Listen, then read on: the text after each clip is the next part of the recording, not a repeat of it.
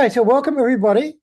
My name is Paul Staton. I run the Shamanism Play Group, which is a meetup group online created in Melbourne, Australia. There's a few people from Australia and around the world, which is really exciting. Now, I'm very excited to be just talking today with Elle, who is a lot about love and how to love yourself and create loving relationships, which therefore is a lot about self-discovery and about how to empower yourself, and especially about how to link into to feel your emotions. So I'm really excited to hear about her journey and about how she helps people.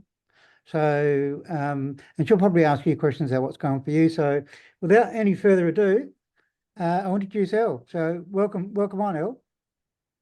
Thank you so much. Thank you, Paul. Thank you, everybody, for being here. My pleasure. Yeah, so my journey started when I realized that I have been successful in business, but not in my love life. And as an entrepreneur for the past like more than 30 years, I built companies and I sold them. But then when I sold my last company, then I realized that my relationship with my partner of 10 years, it's not working in the way that I imagined it, or I was thinking that it's supposed to be. So it was a journey to understand, and mostly it was a self-discovery journey, to see exactly, to go deep and see exactly where all those thoughts and then negative belief about me in a relationship came from. Because uh, my understanding was it's always his fault, his problem. In my head was like all that stuff going on. But then when I went deep and I understood my own behavior and my actions has these reactions. And so then it was just a understanding that I didn't know what I wanted, needed, and my communication skills was not in a space of being able to communicate my needs. First of all, I didn't know what my needs were. So it took me a while to really go deep and discover myself, uh, questioning myself, even if I love myself, even if I can take care of myself in a place of loving myself, and then being able to have that interaction, not just with my partner, but with everybody around me, my original family, all the business adventures and interactions. So it was an interesting journey to get to this point. So that's where I was, and today I'm in a different space. Can I ask you a question? So Yeah. how did you overcome your struggles? Because obviously that's the thing that other people probably want to know.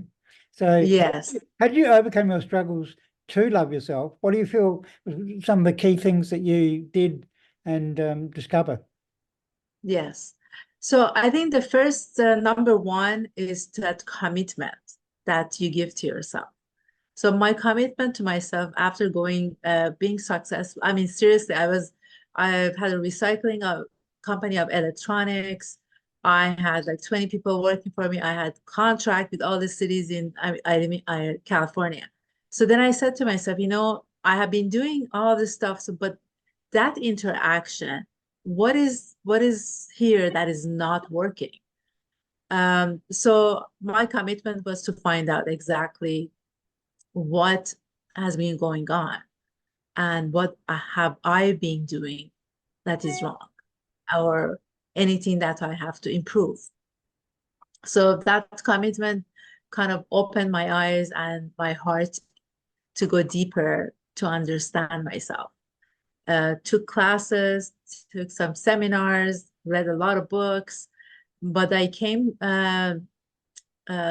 through the book called Calling in the One and Conscious Uncoupling by Catherine Woodward Thomas.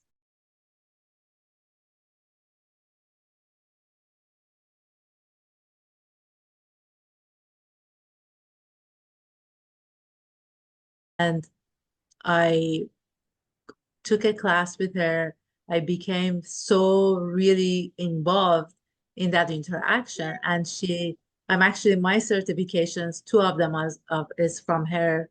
So I'm a certified calling the one and conscious uncoupling coach. So going through that journey, I understood what was my 5% in this interaction that's why it didn't work. What was my limiting beliefs about myself from my past childhood experiences?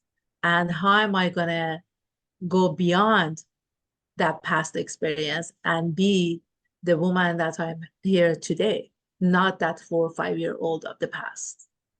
So great. So given you've gone that, and we know a lot that a lot of people are hiding from themselves by being busy, by busy working, the Yes. workaholic stuff, to hide from themselves because they don't want to face their pain or whatever. So given you now that you have discovered yourself and loving yourself, what sort of outcomes has that brought you in your life? Oh, it's a total change. First of all, I don't look the same because inside there's a spark of happiness, of understanding what my needs are and being able to actually communicate it lovingly to people around me, not just in a love partnership or relationship, but in any kind of interaction, being able to like sit back for 2 seconds and be able to go back or deep inside and say, okay, this would be my answer. It's not based on the past, and my answer is not based on my past experiences. It's based on today and now. Oh, that's exciting. Yeah.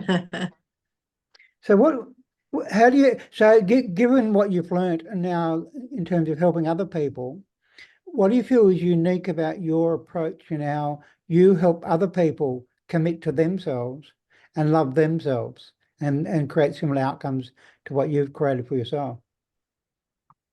Yes. So it's understanding where they are because I have been there. So usually people who come to me, they have that commitment deep inside, because they're exploring, they're making that Yeah. call or Zoom call with me. That means that they actually have made that first step.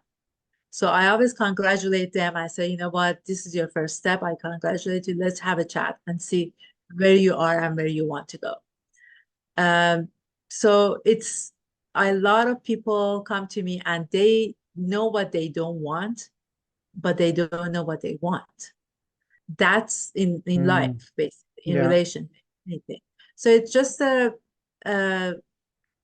going through that, helping them really go deep inside and understand and uh, bring those ideas and the wants and the needs and those connections to themselves, to bring them out, to really become conscious about it.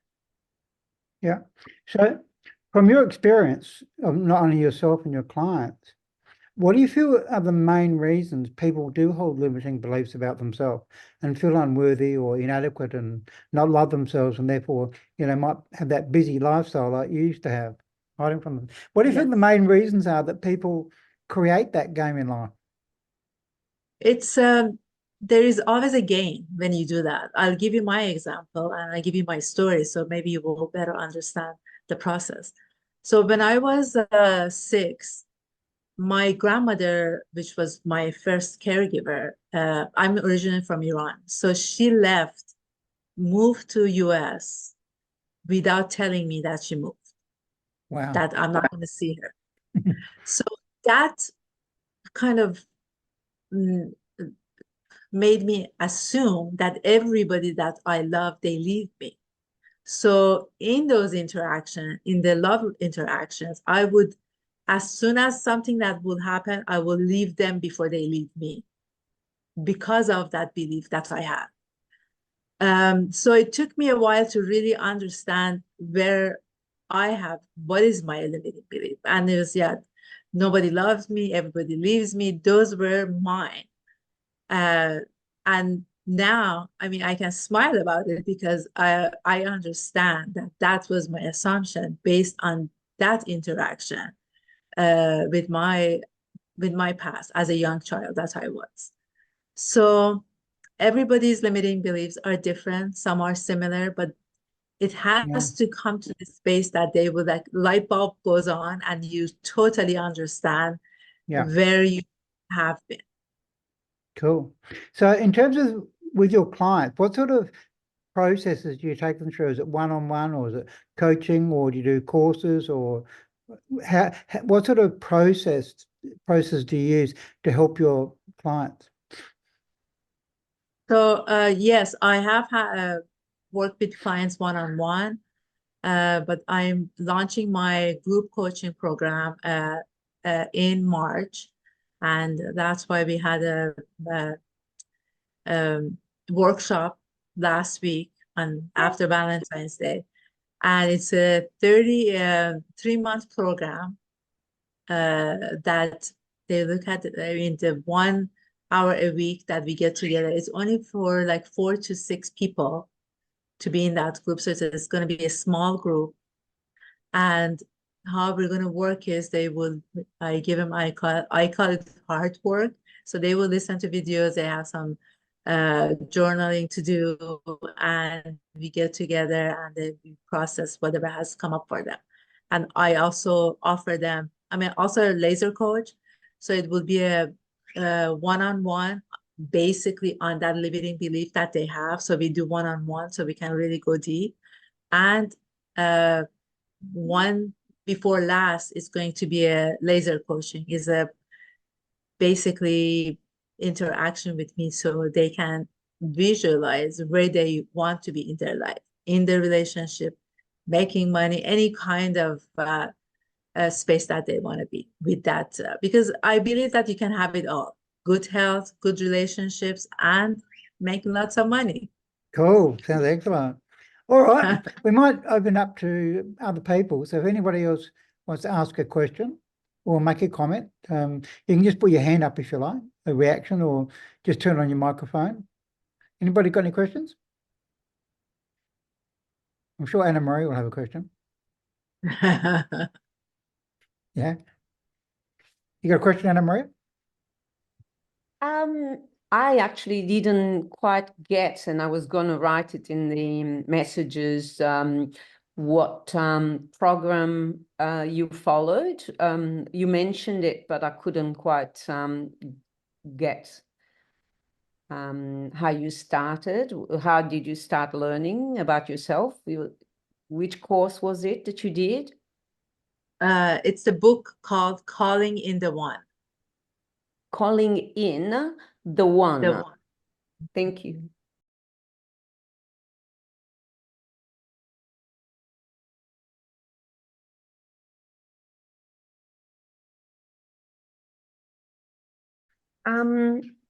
Yeah, just thinking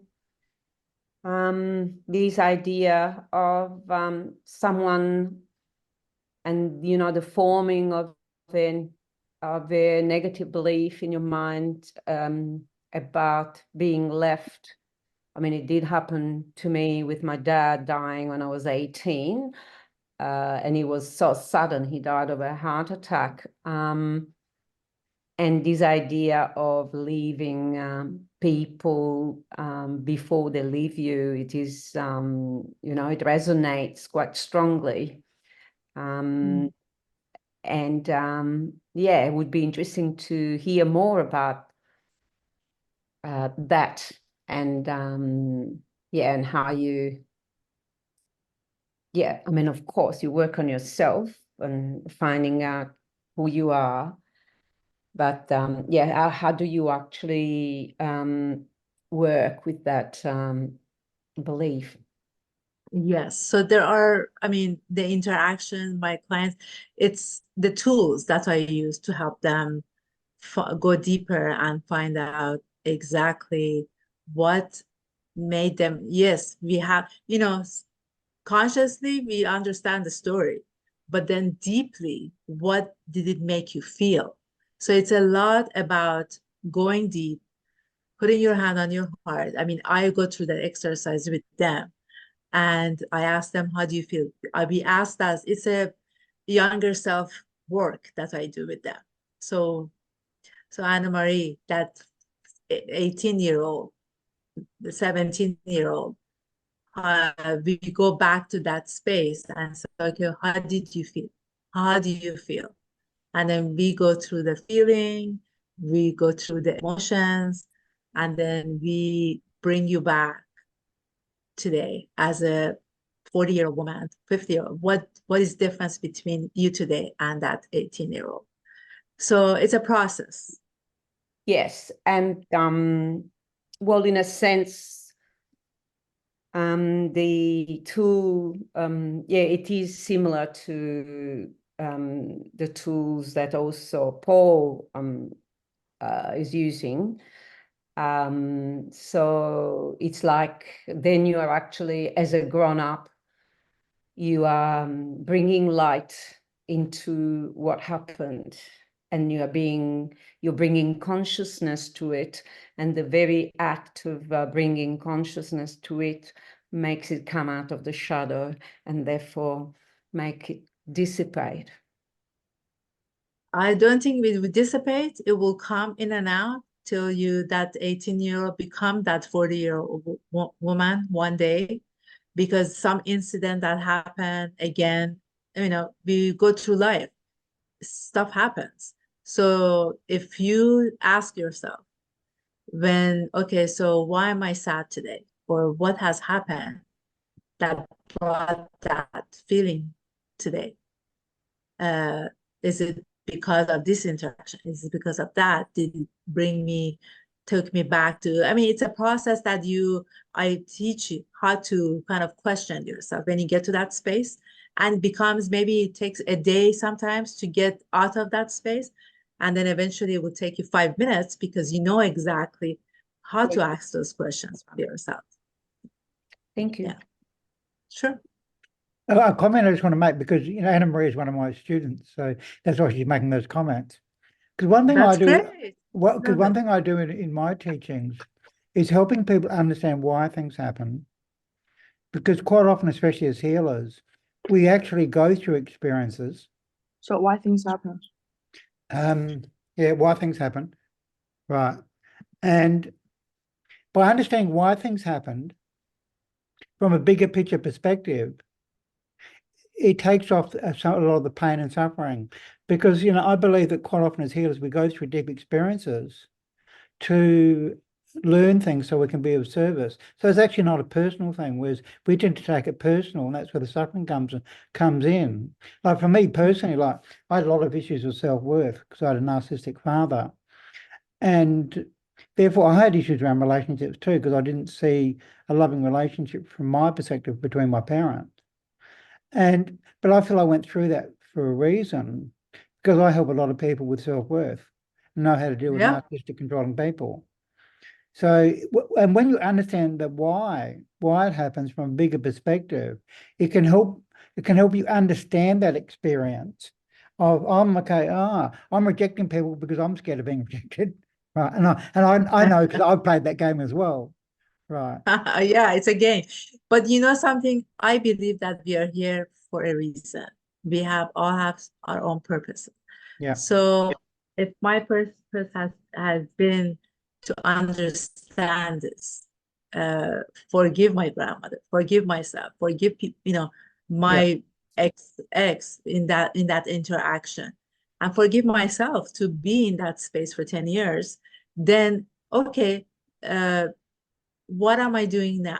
What is my contribution to people around me? That's why I came out of that space of, I'm still an entrepreneur, so I still have to kind of question myself. Am I having fun after doing all this work or not? But this is really a different space for me, and I love what I do now because it's different. The feeling is different. If you asked me like a year and a half ago to be on Zoom or be on Instagram and do videos, there was no way for me to do it. But then because of my intention of having my word come out there and like help other people, then I wanted to get to this space to be comfortable to talk among people and then be on video and put Instagram videos out there and Facebook and all that stuff. So it's the intention that I had to be in this place. It's the commitment to myself. And yes, it's sometimes it's uncomfortable, but then you go beyond that. And then after 10 videos, I'm ready to go. Yeah, really cool. So Bing, I know you just come back in, Bing, but we're asking, we're opening up to questions. So Bing, if you've got any questions about, about loving yourself or how to create loving relationships or any other questions that you might want to ask Elle, you can free to unmute yourself and ask. Paul, I have a question, Thanks, and Anne. Yeah, it is for Elle. cool. Are Sure. there a certain number, and 500, 700 things that are common that people, when they're getting to the point where they're knowing themselves and loving themselves and digging themselves out of that deep hole that you described, are there common elements like being abandoned, I think is one of them, but I don't know if there's other common things. And if there are, can you identify what those are? Good question. Yes. So one thing that is almost everybody that I coach is putting healthy boundaries with other people. So we think if we put boundaries, the assumption is that, oh my God, then that means that I'm like, I love myself so much that I don't love the other person. But it's not about that. The understanding of putting healthy boundaries is to ask yourself if you're comfortable to be in this situation, if you're comfortable to, I don't know, go to this party, if you're comfortable to make food tonight. I mean, there's so questioning yourself if you're comfortable. And then if you say, okay, you know what, I'm not comfortable, I'm comfortable maybe 40%, but not the rest, then you won't do it. If you're comfortable 70% and say, okay, tonight I will do it. So it's just having that interaction with yourself that is loving and giving yourself that time. A lot of people, it's automatic. They don't even ask themselves a question if they want to do it or not. Anything, doesn't matter what it is. So I help my clients to give that space to themselves, to ask themselves that question. So that's the first thing. When you ask that question and put the boundary, and that means that you love yourself and that you really want to take care of yourself. And as a whole, if we don't take care of ourselves, how can we take care of other people around us? That was a big, huge understanding for me. So going from your grandmother leaving you, growing through that and into setting boundaries, there were some steps that you took. Do you want to describe those? Sure. So I would give just because more and more without kind of respecting myself to other people, so they won't leave me, so they would love me. That was the mistake, because then that means that I didn't honor myself and they wouldn't honor me either in that interaction. But now that I ask myself question, if I wanted to do it, if I want to go, I don't know, go for a walk with these people, what do I feel if I go? Would that make me feel good or not? I mean, it's just very simple questions that you can ask yourself. So give yourself that space and time and kindness that you want to receive from other people. That's the key to get that interaction and those loving people to bring those to that. I mean, I believe that we are here to love and be loved. I think, I mean, I can relate to what you're saying, Elle. It's really powerful. And part of it for me is understanding that to stop looking for external validation, because, you know, Yes. that's a big, and, you know, become a people pleaser. And therefore we're always worrying about what other people think about us, right? Whereas what you're saying, if you're really committed to yourself and love yourself, then in a way you come detached to what other people perceive. See, when I left university, you know, as a teacher, professor, to go and do healing, all my family thought I was totally ridiculous and stupid. But I said, no, I'm following my passion. But I was committed enough to myself. I didn't listen to what they said. That was their stuff, actually. So that not looking for validation outside of yourself, and as you're saying, being committed to yourself. Because those people who really respect you will allow you to do what's good for you, and they won't judge you. It's an important point. Yeah. And I mean, being very open, communicative in a loving way. I had a client, she decided to uncouple from her partner. But then the partner was at the, like, before they go to bed, he wanted to have that discussion. And the discussion would always get to a space of argument. So I asked her, I said, so when it gets to that space, how would you like to handle it? Let's say you go home tonight, this happens again. What would you, and she would go into stories of, oh, if I say that, he says this, and I said, so can I make a suggestion? Think about it, this interaction this way, would it work for you? And she said, okay. I said, okay. So when he start talking about, you know, what has happened, or doesn't, whatever it is that he's going to talk about, and you don't want to talk about that because you can't sleep after that, then you have headache in the morning, then you can't see your client. I mean, there's like stuff happens after that, then you don't respect yourself.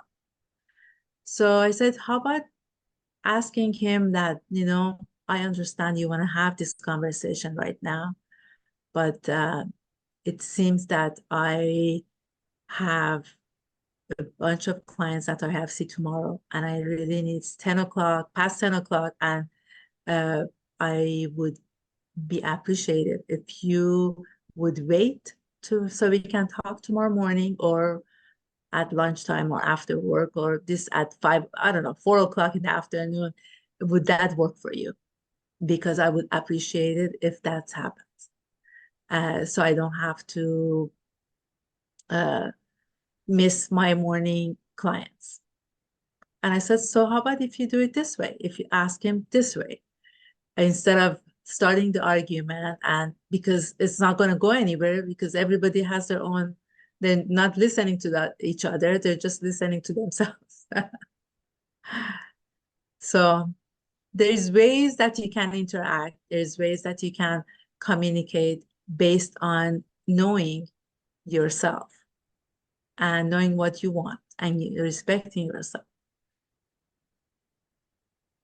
Oh, does that answer your question, Anne? Or you want to add on to that? Sure. Yep. Do I want to add to that? Yeah. Or Is that your question to me? Yeah, that's my question to you. Well, I think that there are ways, if you know I'm going to say the routine, that's maybe not the right word, but if you know where something is headed and you can learn how to head it off at the pass, if you like, then yeah, I think that that's brilliant. That you stop and you think, where is this going? And where can I stop this conversation and start the one that I want to have in order to be able to get to an end that I think will be mutually agreeable. But then you have to stop and you have to say, the other person that's involved in this, what is it that they get out of having an argument? And how do they, and are they going to just push until there's an argument and something happens. So what did they get out of it? And how am I feeding into that to give them what they want? And do I want to be part of this scenario? So Exactly. how do you help them to understand the other person's perspective or the other person's desire to move into something that you don't want to go into? So that other person usually not as conscious. So we cannot talk to them in a way that is their issue or their fault, or that's what's going to happen. You just have to say, this is what I want right now. And I would appreciate it if we talk tomorrow morning. You cannot go interact with that person when, because they haven't worked on themselves. They're still in that space of the past for themselves, not from today. So they argue because there's getting something out of it. Exactly what you said. Yeah. Can I use an example of myself to Sure. illustrate this point? See, one thing my dad used to do to me was be very angry, which scared the shit out of me as a kid. And I knew he could control me. So when I learned and became more conscious, I said to Dad, if you ever get angry, I'm going to hang up on the phone. I'm going to walk away, because I've realized you can't have a discussion with an angry person because they're temporarily insane. And then one day he got really angry, and I said, I'm going to walk away. You're going to choose to be angry, or we're going to have a discussion? And he just dropped the anger game straight away, because he knew that I wasn't going to be involved in it. Exactly. So you have Yeah. to stand on where you are, the intention of who you are. You have to stand by what you say. You cannot change your mind. You cannot say, okay, this time you have to stay your ground. Yeah. And I'm Exactly. going to tell you about another example. Was I was on the other side, and because I'm quite an early morning person, and my girlfriend, she doesn't wake up until she has a shower. And once I wanted to talk about something as soon as I woke up, and she wasn't in the space, so I realized, to honor her, I never talked to her about anything serious until after she's had a shower, to honor her space. Because she's one of those people who doesn't wake up early. Like, it takes a long time. Like, well, I'm up at 5 o'clock, right? So Yeah. that's how I applied that to honor her, and also in a way to honor me, because I couldn't really have a discussion with her when she's still half asleep. So in a way, it was honoring both of us. Because I think if you honor other people, you also honor yourself. You do. Yeah. Exactly. Yeah. Yeah. Beautiful. Good question. Hallie, do you want to say anything? You've been pretty quiet there in the background. Are you just listening, or you still there? Yes, I'm here. Yes. Have you got any Like, points you'd like to make, or any questions you'd like to ask? oh, I'm just listening. Thank you. Where's your accent from? I'm originally from Tehran, Iran. I came to America when I was in 3rd grade, and I've been here ever since. Yeah. So is there anything about relationships you'd like to talk about? Okay, let's see. Okay, we're doing this. Okay.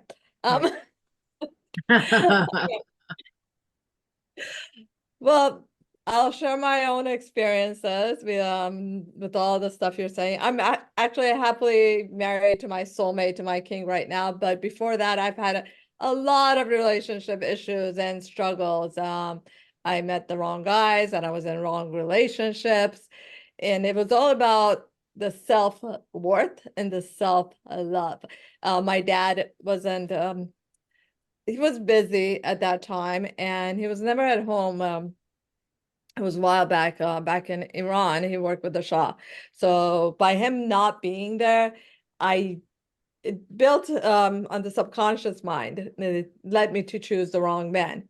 So I was in a physical abuse marriage for 4 years, domestic violence. Lucky to be alive, lucky to be here. And I learned that once you connect with yourself, I mean, people from the outside were trying to guide me and help me, but I didn't listen. The only thing that helped me was to go within and really connect and journal and ask for what I want.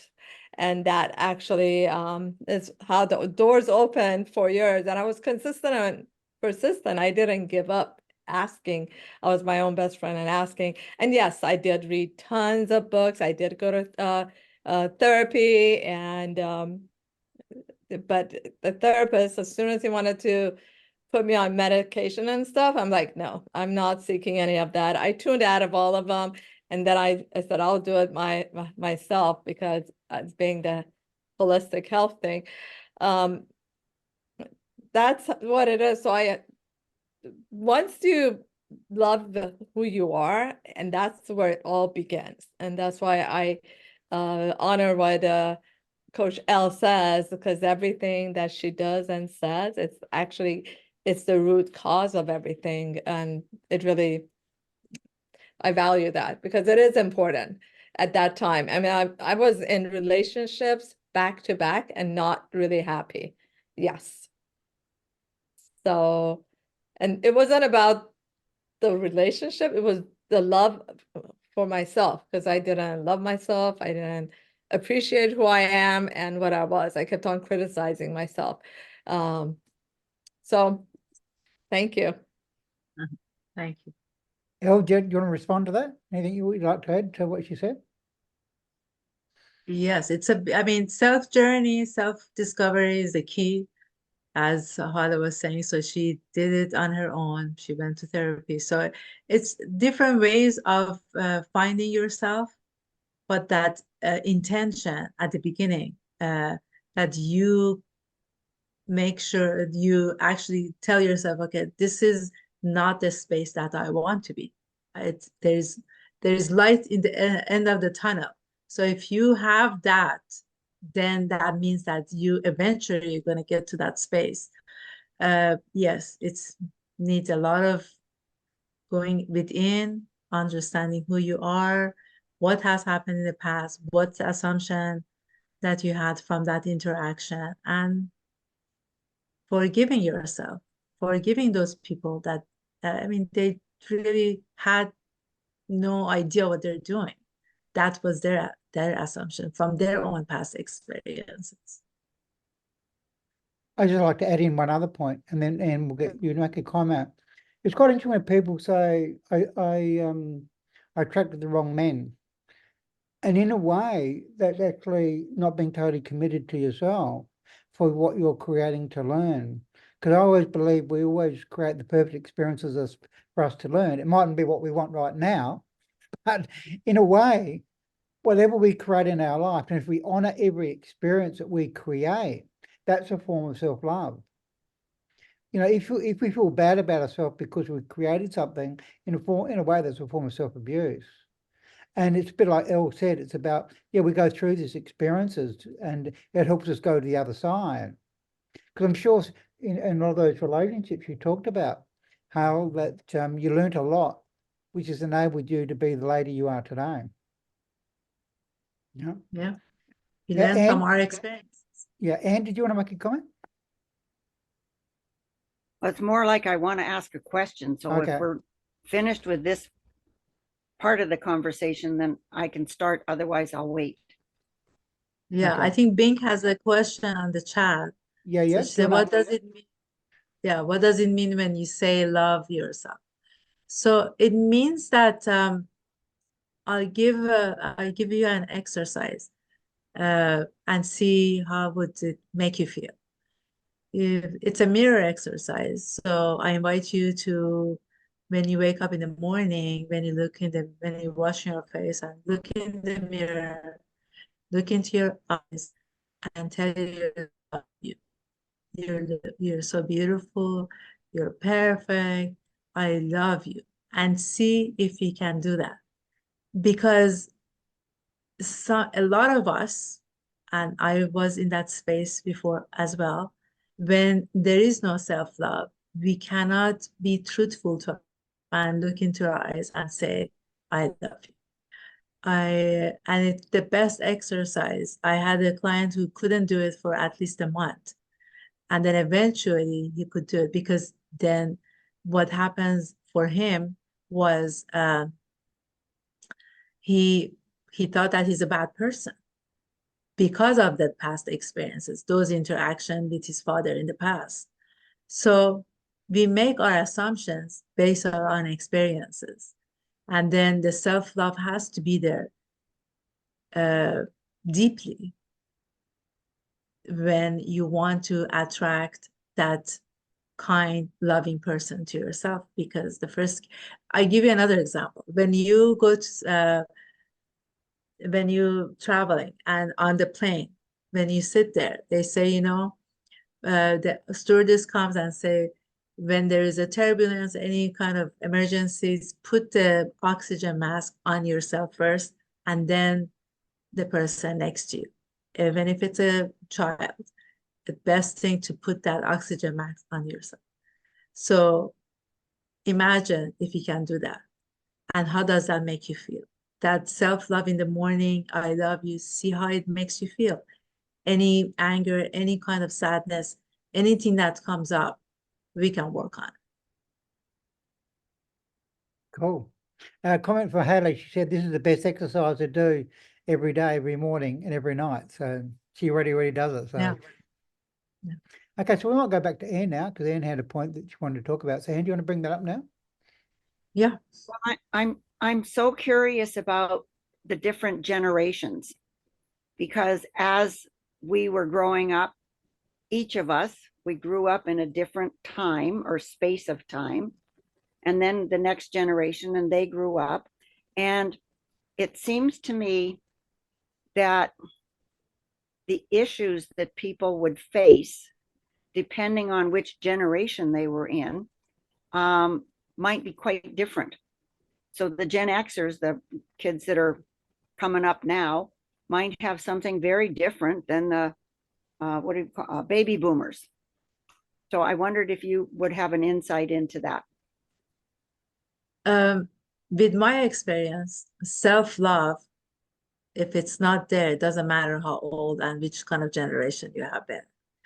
I had a client that, you know, he said that I'm in this relationship with this lady for 3 months. And now she's ghosting me. She doesn't answer me. And I said, okay, so tell me about the relationship. Let me know how is it working for you. And he said, you know, we have been texting. So for 3 months, they have been texting. Make it short. The girl lived 2 hours away, and I asked him. I said, what would be the best interaction with the person that you want to know better and have a relationship? Oh, to take her out to lunch. I said, did you ever ask her to go? Let's go to lunch, or let's have coffee, or let's have dinner, so you can meet her face to face? And no. And I said, so then there was no relationship here. So let's look at it and see why you think that you text this person for 3 months and you were in a relationship. What is the relationship with yourself? Let's look at that. I mean, and he's a young 22-year-old man. It's the same thing, self-love. There's nothing, and he's asking the outside, that woman, to.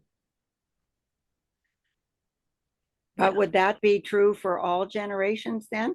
Because to me, that group of people don't actually know how to speak to each other. They know how to, use their Text thumb, it. but to have something come out of their mouth, that's a totally different thing. And you can nail it down to self-love, but you can also nail it down to what's going on in that generation space, what they learned, how they communicate, and how they talk to each other. Yes, exactly. So that's why there is more depression going on at this time, because of that, because the interactions are not genuinely face to face. It's not genuinely the way that the older generation, we interacted.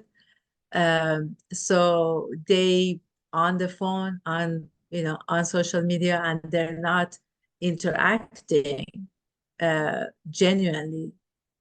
So because you can hide behind the phone, you can hide behind the social media, and you're not able to actually express yourself with feelings.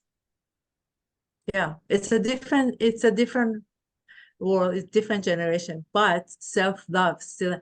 And then when we dig deeper, that was the interaction he had with his parents. The father was not very interactive. So it's all about every 99% of stuff that happens, and our limiting beliefs are mostly happen in our younger times. Yeah. And of course, it's not just across generations, it's also within cultures.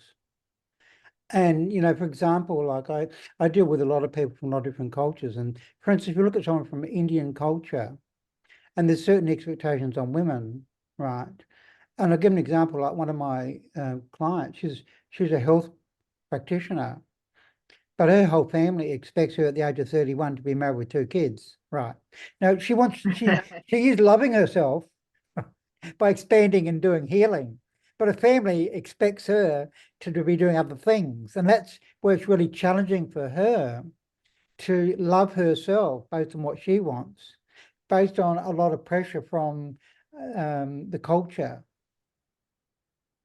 Yes. Yeah. Yeah. And then even from, you know, my own experience, because my girlfriend's from Kenya, is around understanding how you love yourself in relation to different cultures, because different cultures love themselves in different ways, and how you respect. Yes, I mean, yeah, so that's very yeah, yeah. yeah. Different cultures, food is a way of showing love. They cook for you, yeah. Especially Greek culture. Yeah. I love cooking food. Yeah. Yeah, the Persian culture is the same way. Yeah. Yeah. Now, another lady just turned up, Pamela, so it's probably a good chance. Why don't you summarize, Elle, what do you think the core messages you have for people around self-love? If you had to summarize that, what are the core messages you have for people? Then Pamela might have a question. Yes. So I invite everyone to have that understanding and opening themselves up to love themselves first, and then open their heart so the other people can, uh, love them as well. Because it's the key is to love yourself first and open your heart to other people to come to your life. And of course, with those people who have be very communicative, loving, in loving way, communicating lovingly, and also have healthy boundaries. So questioning yourself every step to get to a point that it becomes automatic. Oh, love it. Pamela, have you got any questions? Because we're near at the ending of this. So Pamela, have you got any questions about relationships or about your personal situation? You can free to bring them up now. You can unmute yourself, Pamela, if you want to ask a question. Or no, I don't have any questions at the moment, but thank you for offering. oh, that's cool. That's cool. Okay. So, Elle, is there anything else that you'd like to add that you haven't said? I do have a gift, and I wanted to, I have a self-discovery journal that I can, I can put a link on the chat here. Right. Also, I have a limiting belief quiz about relationship and love, and life. So if you'd like to take that, I'd be happy to give you a half an hour session with me so we can go through it and see what we can discover. Fantastic. So, Elle, if you can put those into the chat room now, and maybe any other links that how people can get in touch with you, that would be really cool. Sure.